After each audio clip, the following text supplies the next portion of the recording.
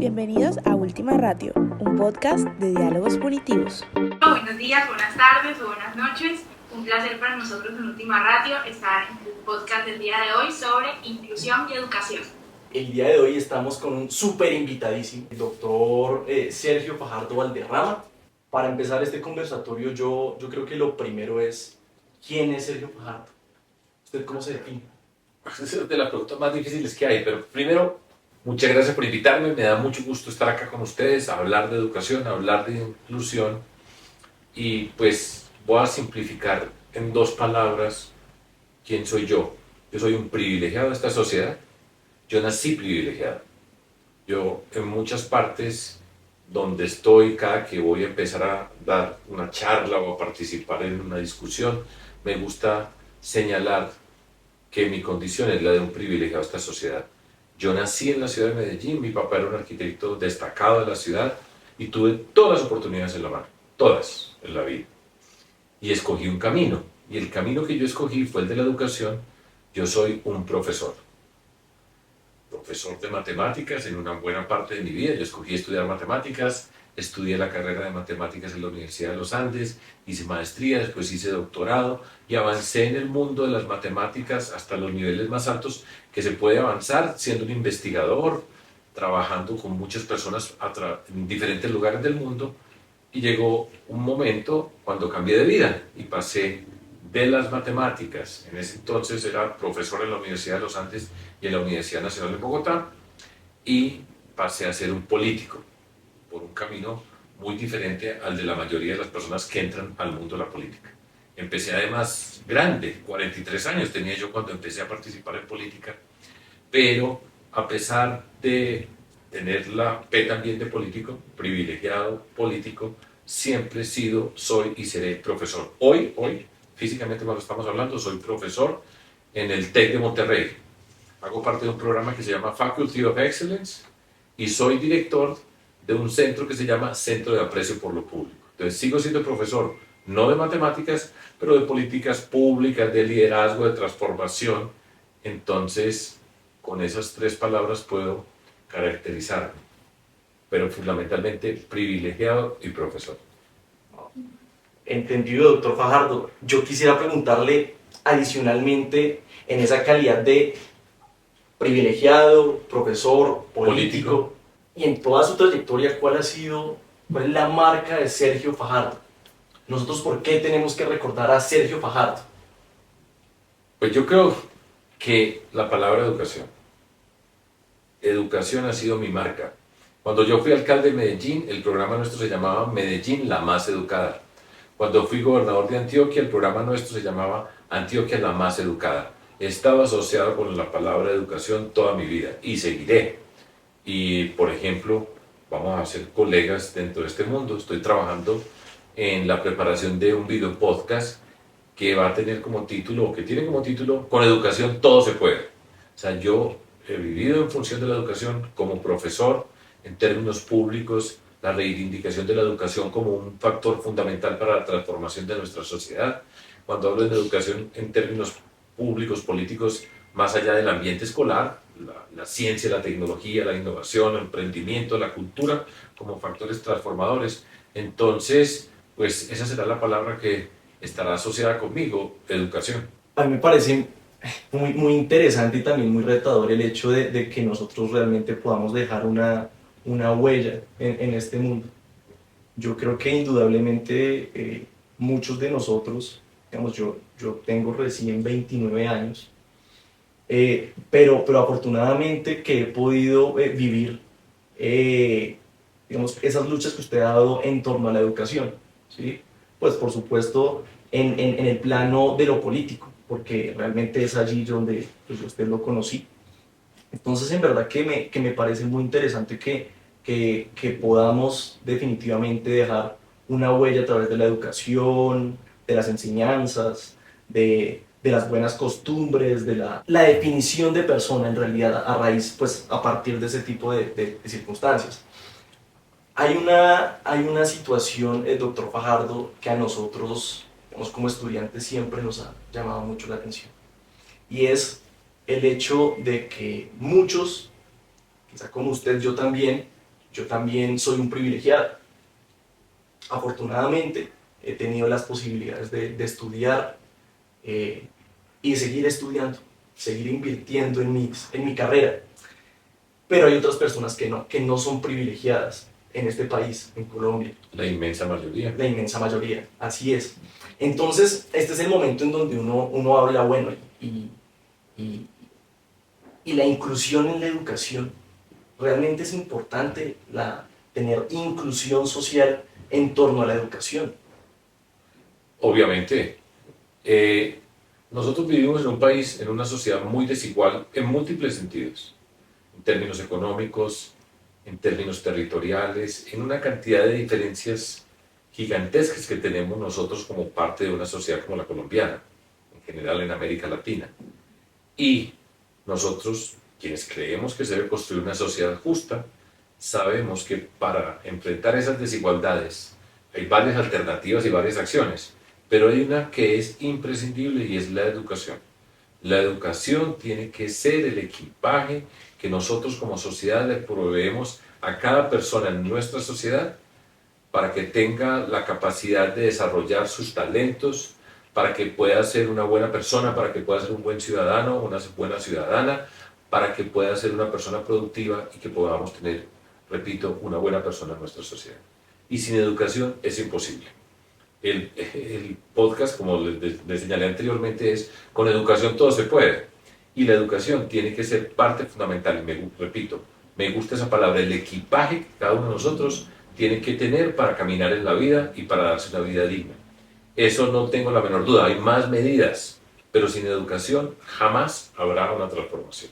Eso lo tengo clarísimo, por eso he luchado, he aprendido muchísimo, sigo siendo, como les digo, un profesor, desde el valor de estar en un aula con un grupo de personas hasta en términos políticos y públicos tomando decisiones para toda una sociedad asociada con la capacidad de educarnos como sociedad.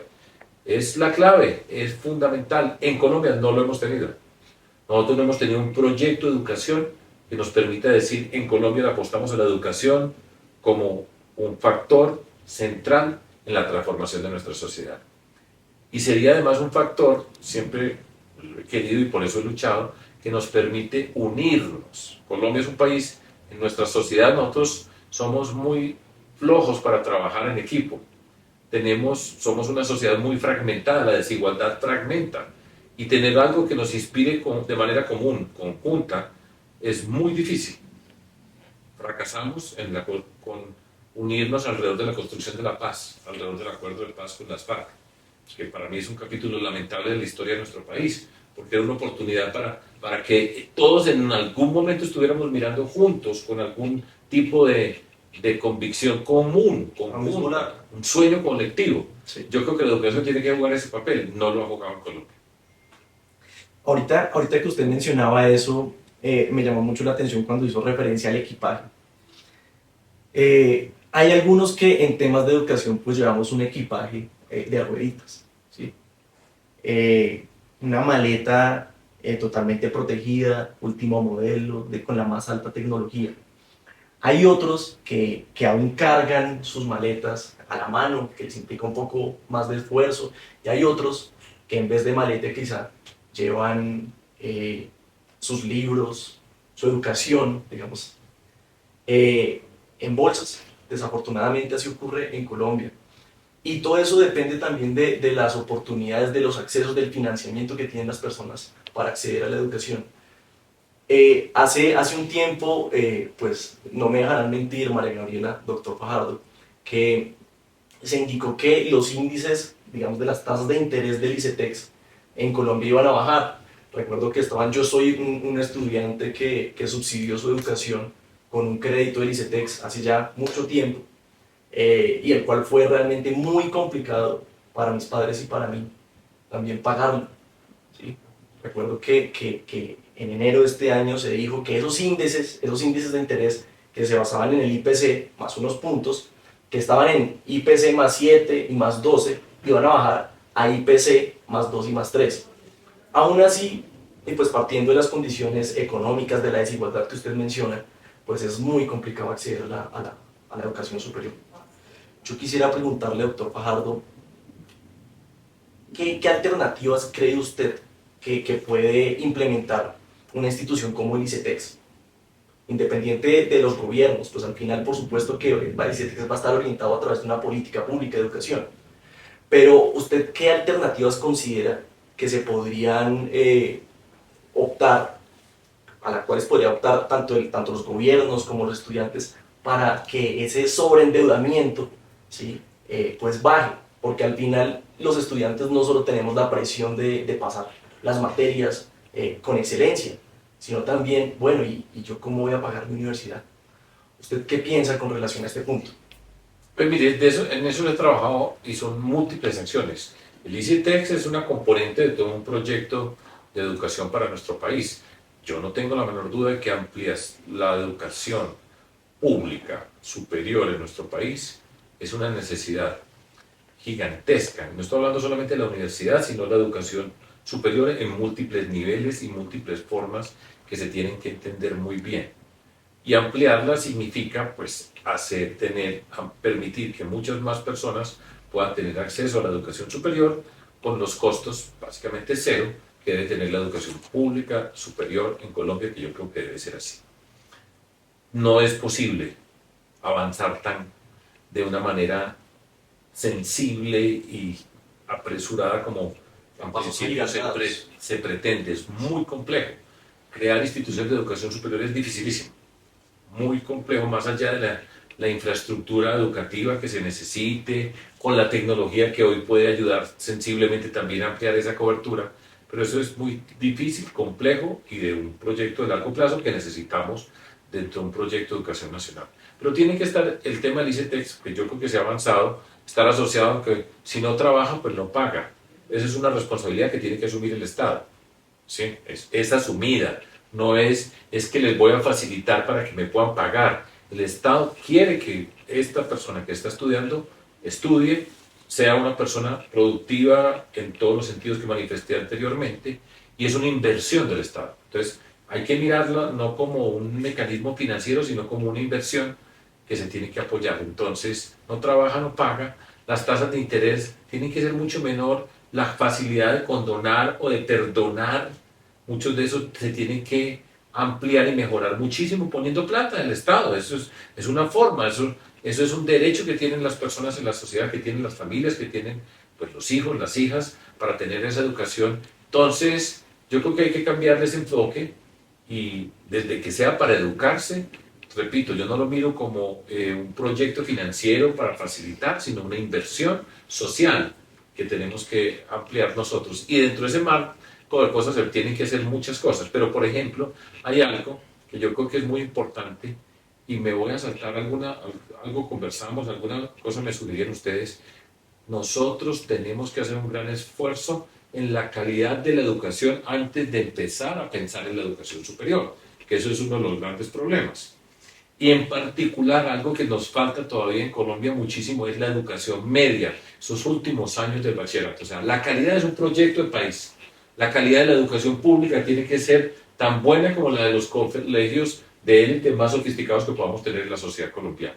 Pero me refiero por un momento a la educación media, esos últimos años en el bachillerato, antes de empezar a pensar en la educación superior. Noveno, décimo y 11. Noveno, décimo y 11, 12 no necesariamente, pero esos 3 años son fundamentales y nosotros tenemos una debilidad gigantesca en nuestro país alrededor de esa educación media. Porque ahí tenemos que acompañar, y tiene que ser un acompañamiento mucho más cercano a ese grupo de estudiantes que están en esa condición, desde hacer aspectos con respecto a sus capacidades, a sus inquietudes, a sus necesidades, al contexto en el que están viviendo, en hacer una buena selección de lo que se pretende y se quiere estudiar, con los niveles más elevados, para que no ocurra mucho lo que empieza a pasar, que es, pueden tener deficiencias en la educación, pero no es porque no tengan la capacidad, sino porque vienen con una cantidad de deficiencias acumuladas.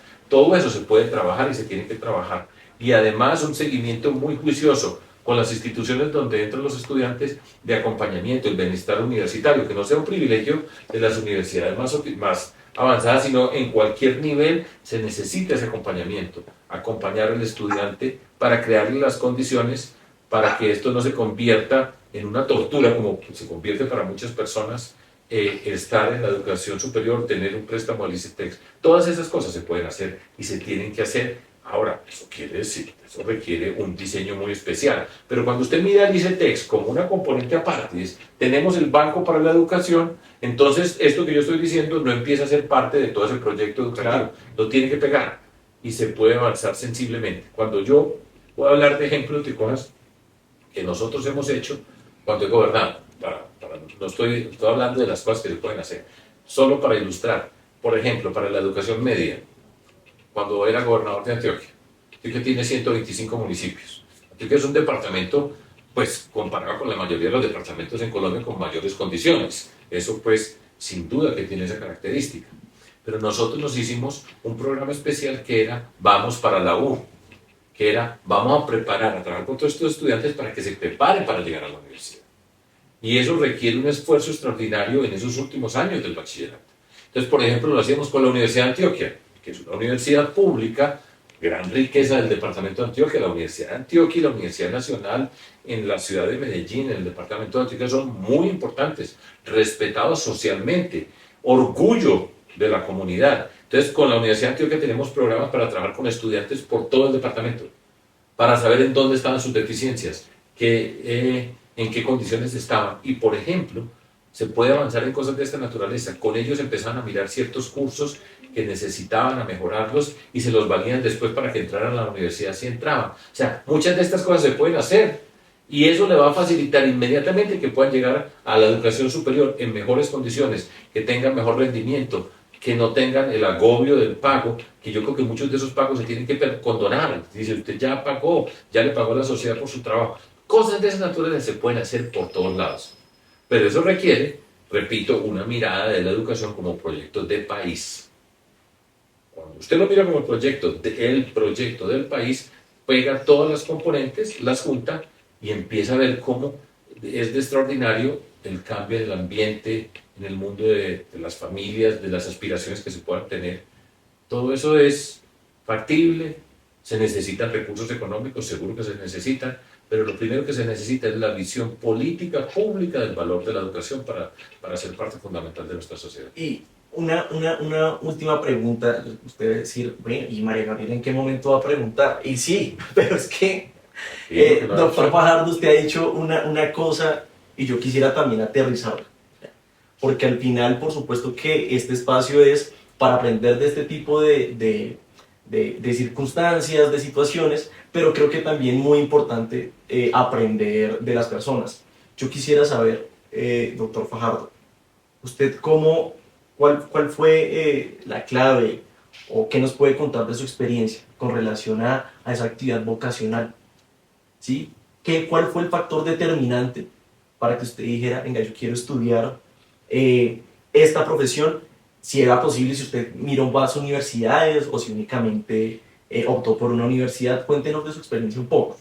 Bueno, yo dije que nací privilegiado en la sociedad. Y uno de los privilegios que tuve por razón de nacer donde nací, y además uno no escoge dónde nace, y uno de los problemas más serios que tiene nuestra educación es que la educación tiene que ser el factor para la movilidad social, ¿sí? Y no se está cumpliendo en Colombia. En América Latina no se cumple que sea factor de la movilidad social. Muchas personas, por el hecho de nacer en un contexto social, de ahí no van a salir. Y la educación tiene que ser el que permite dar ese salto, y eso hay que revisarlo con mucho cuidado. Pero yo nací con todas las oportunidades. Entonces yo estudié en un colegio muy bueno en Medellín. Bueno, no escogí el colegio, a uno lo pone en su familia. Pero ese ya era un gran privilegio. Tenía un muy buen colegio. Y muy buen colegio donde tenía muchas cosas, en particular muy buenos maestros. En ese momento me tocaron a mí en mi colegio. Personas que me influían en el sentido positivo. Y yo siempre recuerdo varios de los maestros que fueron importantes para mí en la vida, que me hicieron ver otras cosas, que me hicieron ampliar el mundo. En adición a eso tenía otro factor que es de privilegio, y es en mi familia. Pues mi familia tenía unas condiciones que ya en la casa, físicamente, pues había un ambiente propicio para el tema de la educación, para el valor de la educación y tener las facilidades para hacerlo. Entonces, yo tenía una educación privilegiada desde muy temprano en la vida. Y entre los privilegios tuve uno, escoger lo que yo quería.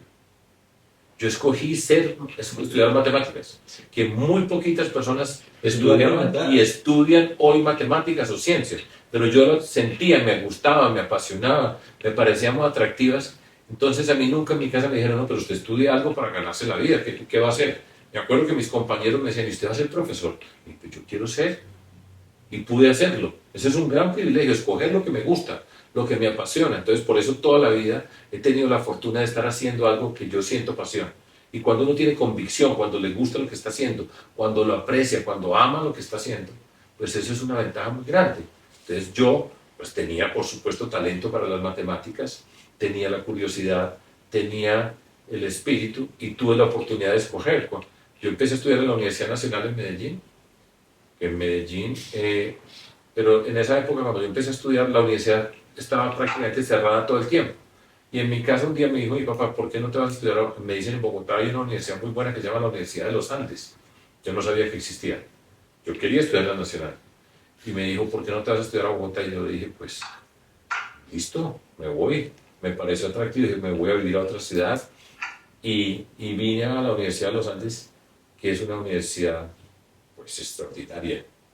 O sea, yo estudié en la Universidad de los Andes, tuve excelentes profesores, una comunidad muy especial, un privilegio también estudiar ahí. Yo no me tenía que preocupar por tener un préstamo, ¿sí? Mi familia tenía los recursos para pagarme. Privilegio y privilegio. Yo voy juntando privilegios, ¿sí? Y entonces escogí ese, y escogí ser profesor. Y quería hacer un doctorado en matemáticas porque me apasionaba y me apasiona la lógica matemática.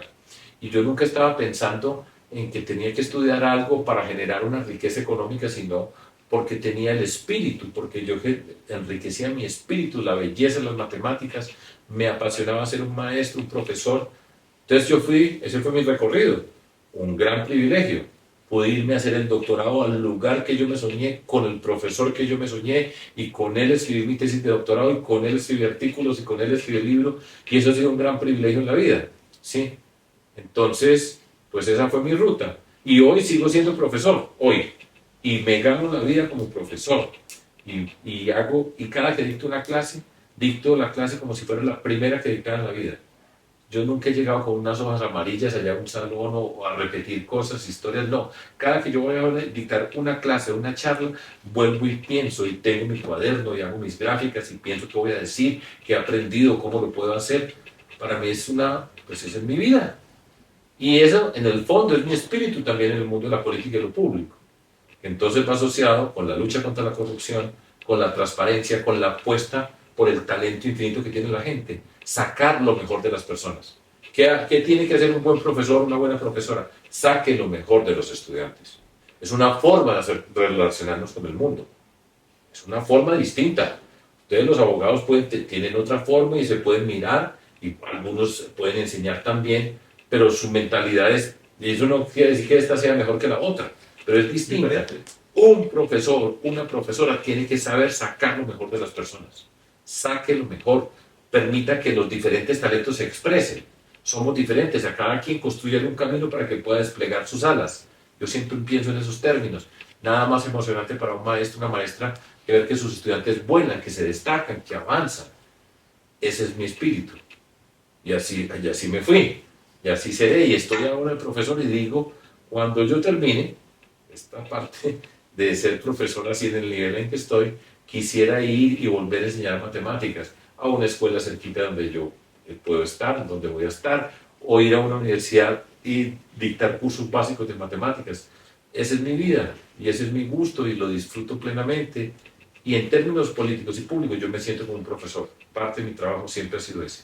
En definitiva es impactante todo el proceso que ha llevado a la historia de vida de usted, doctor Sergio Fajardo. Yo rescato mucho el hecho de pensar en la educación como una inversión a la sociedad, porque esa afirmación de inversión a la sociedad afirma, valga la redundancia, que la educación es importante, pero que no la podemos desligar de las políticas públicas y no la podemos desligar de la responsabilidad que tiene el Estado para con los jóvenes y para con la sociedad misma. Entonces, teniendo en cuenta estas dos afirmaciones o estas dos realidades muy importantes, como también teniendo en cuenta que Colombia es un país lleno de una diversidad cultural y social grandísima, también teniendo en cuenta su papel como político y todo su activismo desde lo político, cómo las políticas públicas de la educación inclusiva e integral pueden verdaderamente abordar y responder a todas esas necesidades específicas de todas las comunidades que podemos llamar marginadas, sea población afectada por el conflicto armado de zonas rurales, por población de comunidades marginadas tales como indígenas o afrocolombianas, cómo verdaderamente esas políticas públicas pueden asegurarle el derecho a la educación o en su defecto propiciar que ese derecho a la educación verdaderamente se cumpla en cualquier rincón de todo el territorio colombiano. Mire, lo primero es la decisión política. Los políticos toman las decisiones más importantes de la sociedad. Yo siempre arranco diciendo, ¿por qué entró a la política? Y empiezo con esta frase. Después de muchos años con un grupo de personas entendimos algo que es muy sencillo. Los políticos toman las decisiones más importantes de la sociedad, gústenos a nosotros o no nos guste. A mí particularmente no me gustaba la estructura política de nuestro país y todavía no me gusta la mayor parte, pero toman las decisiones, queramos o no queramos. Y necesitamos que quienes toman esas decisiones más importantes tengan claro qué significa la educación como proyecto del país. Y cuando usted tiene la voluntad política, entonces las cosas pasan. Pero si usted tiene en el mundo de la política unas personas que pues, nadie le va a decir que la educación no es importante. Toda persona, hombre, mujer, la persona que esté metiendo en la política siempre le va a decir que la educación es lo más importante. Pero es una frase. De ahí pasarla, convertirla en acciones políticas tangibles, hay un salto gigantesco. Porque eso requiere recursos, porque requiere visión, porque requiere una mirada de la sociedad, porque requiere entender que la educación tiene corto, mediano y largo plazo. Y eso son muy poquitas las personas que lo entienden desde los términos de las políticas públicas. Entonces, primero voluntad política. Cuando hay voluntad política, usted va a llegar a todos esos territorios, identifica dónde están las comunidades, trabaja con las comunidades, llega a las comunidades para las intervenciones. Le voy a dar un ejemplo. A mí me tocó, como alcalde, el proceso de reinserción de grupos de autodefensas que se desmovilizaron en el gobierno del presidente Álvaro Uribe, hizo un acuerdo con los paramilitares. Justicia y paz. Que se convirtió en términos jurídicos, o sea, justicia y paz, ahora es la JEP, la justicia transicional. Entonces, a nosotros, por ejemplo, antes de que yo llegara, ya había 868 desmovilizados dentro de la ciudad de Medellín. Y nosotros, ¿qué hicimos? Pues atender a esos desmovilizados. Terminaron siendo más de 4.000 en la sola ciudad de Medellín. Pero ¿qué hicimos nosotros? Vamos a hacerlo. Y empezamos a trabajar en los múltiples factores que se tienen que hacer para un proceso de reinserción, que es dificilísimo. La gente, yo por eso veo que hablan de procesos de paz y dicen un montón de cosas y digo, no tienen ni malicia de qué es lo que están hablando muchos. Pero empezamos a hacerlo, entre otras cosas, hacíamos un proyecto de educación especial para ellos. ¿Por qué? Porque muchos de esos jóvenes que estaban, porque son hombres, eso es hombres y jóvenes los que entran a ese mundo, pues ya están por fuera del sistema educativo, entonces no pueden volver al sistema educativo tradicional. Entonces teníamos que diseñar programas de educación especiales para esas comunidades y entonces trabajábamos con ellos para recuperar el tiempo perdido, para una de las componentes que tenían. ¿Pero qué es eso? Voluntad política. Entonces usted tiene que poner unos recursos especiales, tienen que ser unos recursos especiales para poderlo hacer. Todo eso se puede hacer. Entonces yo creo profundamente en eso y es una acción deliberada del Estado. O sea, dice, vamos a atender estas comunidades, vamos a incorporar esto en el proyecto de país, o proyecto pues, de ciudad, o de departamento, o de país, y eso se puede hacer. Gente tenemos nosotros en Colombia que entiende todas esas comunidades, que sabe moverse en esos niveles. Ese es el reto. Ahora, para eso nos metemos a la política. Ahí es que usted toma la decisión. Por eso estamos, a mí me decían, ¿y usted por qué están haciendo eso? Porque ganamos nosotros, porque ese era nuestro sueño. Tanto que nos quejábamos de la política, pues ahora llegamos al poder para hacerlo. Y esa es la clave. Todo eso se puede hacer. Yo quería preguntarle, ahorita le comento, yo tengo orígenes chocuanos, mi mamá es chocuana, mi papá es del sur del Cesar, muchas personas dicen que son costeños, pero ni siquiera los del Cesar, a las personas de la parte sur, creen que ellos son costeños. sea, Están lejísimos de la exactamente, porque están súper lejos de la costa. Y son dos culturas totalmente distintas. A mí, en lo relacionado con Antioquia, a mí siempre me ha llamado la atención pues las circunstancias tan particulares que hay precisamente en la parte del Baudó, que está tan cerca de Antioquia, un país, un departamento, escúcheme, tan lleno de tanto. A mí Antioquia me ha parecido que, por supuesto, es un departamento, pienso que privilegiado. Por otro lado, el Chocó también tiene unos privilegios, tiene una abundancia, una riqueza natural, una fauna, una flora, una gente impresionante y realmente que son pues departamentos muy distintos, muy distintos. Sí. Ahorita cuando usted hablaba de que trabajaban con los afros, por supuesto en el modelo, en las maneras de desarrollar la educación, digamos, bajo sus concepciones, por un lado, por otro lado, con los indígenas de la misma manera. Usted habló también de que era importante, digamos, como esa, de que se interrelacionaran unos con otros, porque yo también estoy de acuerdo.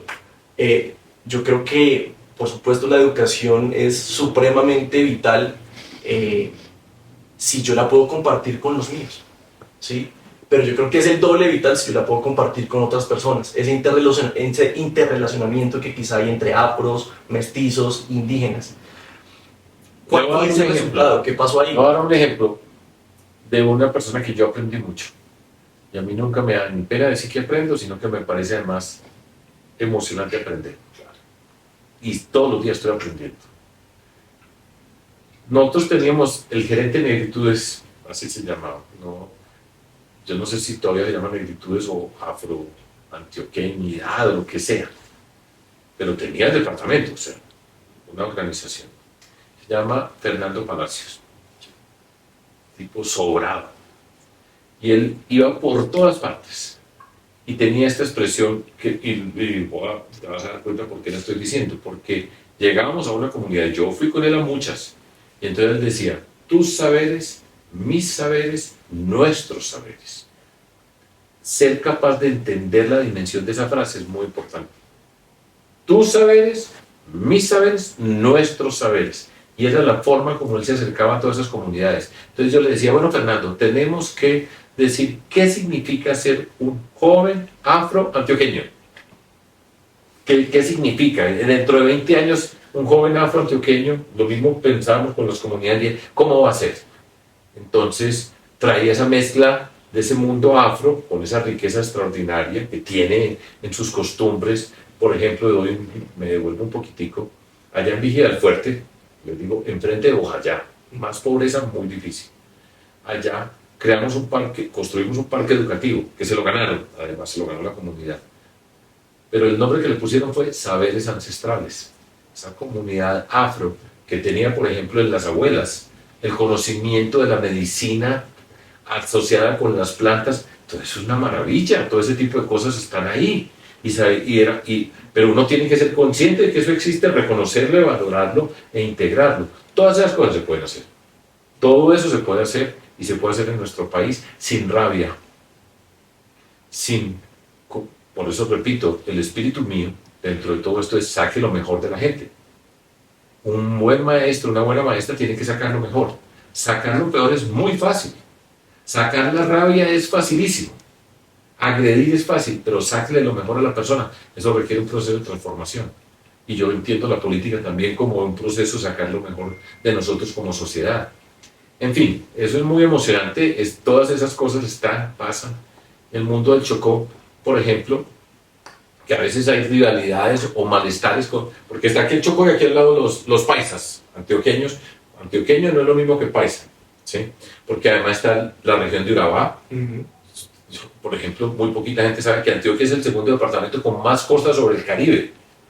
Pero no, cuando dicen de los departamentos del Caribe nunca se menciona Antioquia, ni al Chocó, tampoco, que también tiene la costa porque limita con Panamá. Exacto. Y esa región ahí, en el Chocó la llaman el Darién, en Antioquia se llama Urabá. Y nosotros trabajamos, por ejemplo, Luis Gilberto Murillo, que hoy es el embajador de los Estados Unidos, era gobernador del Chocó y trabajamos juntos, Antioquia y el Chocó.